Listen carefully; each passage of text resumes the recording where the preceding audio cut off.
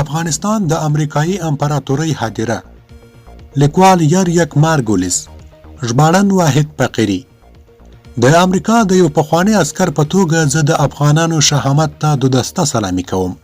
د جهان د بهادرانو سلامي کوم.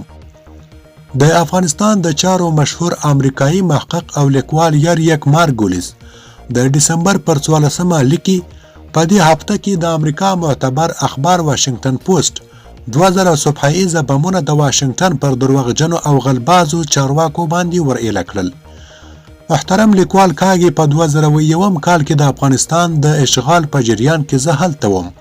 هله د استکبار او متکبر امریکا جهالت او وحشت د یو ستر درند نظامی قوت تر شا پټ وو. ما هله هم دا باور لاره چې پر افغانستان باندې حمله د سپټمبر د 11 د حملو په انتقام کې کېدله. امریکا ادعا کوله چې د اسامه بن لادن تروریستي کمپونه په افغانستان کې دي. دا ګرد دروغ او فریب ول، ځکه د سپټمبر د 11 حملې په افغانستان کې نوی پلان سوي. ښاغلی مارګولیس لیکي طالبان تروریستان نه ول، هغوی په سپکو وسلو سمبال قبایلي جنګیالي ول چې د امریکا په ملاتړ د افغان غلو قاچاقبرانو او د افغان کمونیستي استخباراتو پر ضد جنګېدل. د امریکا په زور د کابل نصب شوی رژیم د CIA څو تر وخت تیره جاسوسان، وحشي جنګسالاران، د مخدره موادو څو مشهور قاچاقبران او څو بګیل کمونیستان دي. امریکا په دې څو کالو کې د جنایتکارو او مزدورو والاډانو د استخدام لپاره په میلیارډونو ډالر ولګول. په افغانستان کې د جنگي جنایاتو او جرایمو تر ټولو ستر مجرمین د متحده ایالاتو کلک او پاخه یاران دي. کله چې طالبان حاکم ول، هغوی د مخدره موادو کر او تجارت 90% راکم کړی وو. خو کله چې امریکا په کابل کې خپل ګوډاګی او مزدور رژیم نصب کړ، د مخدره موادو کر کېله اسمان ته وختله. د امریکا پوج او د هغوی افغان غلامان د مخدره موادو په قاچاق کې تر غوږو پورې ډوب دي.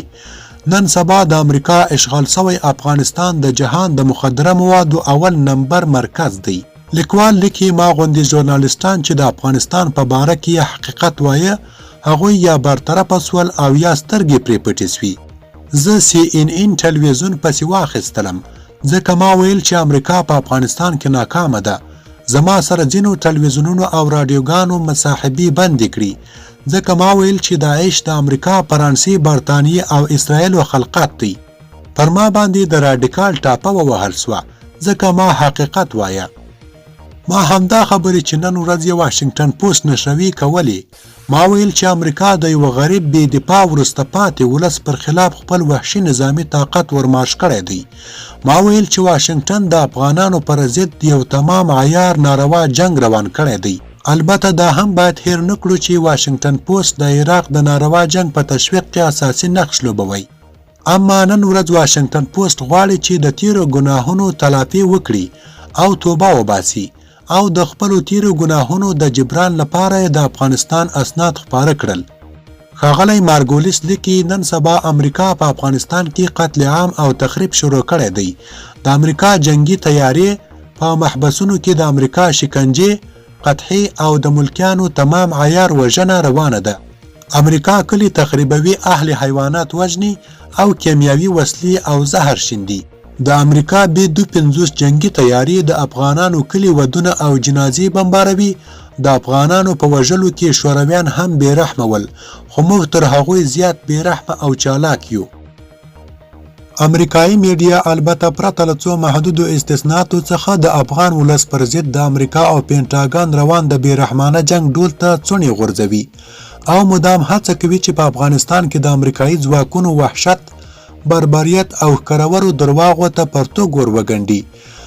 افغان جنگ په یوه داسې جنگي ماشین باندې بدل شوی دی چې امریکایي سیاستوال او قراردیان پمپوي. د امریکا هغو پخوانیو جمهور رئیسانو بوش او اوباما چې د یو غریب بې دفاع او بې پناه افغان ولس پر ضد یې دا وحشیانه جنگ پر لار اچولی دی، باید وشرمیږي او خجالت وباسي. په عین زمان کې موږ باید د هغو بهادرو پښتنو جنګیالیو د شهامت په اړه څه سوچ او فکر وکړو چې د 18 کالو په جریان کې د جهان یو ستر جنگي ماشین جام درولی دی. هغوی د تاریخ دا حماسه فقط د کلاشینکوف په زور ایجاده کړې ده. موږ باید له ګردو افغانانو څخه عفو وغواړو او وران وطن یې بیرته ورجوړ کړو. د امریکا د یو پخواني عسکر په توګه زه د افغانانو شهامت ته دو دسته سلامي کوم.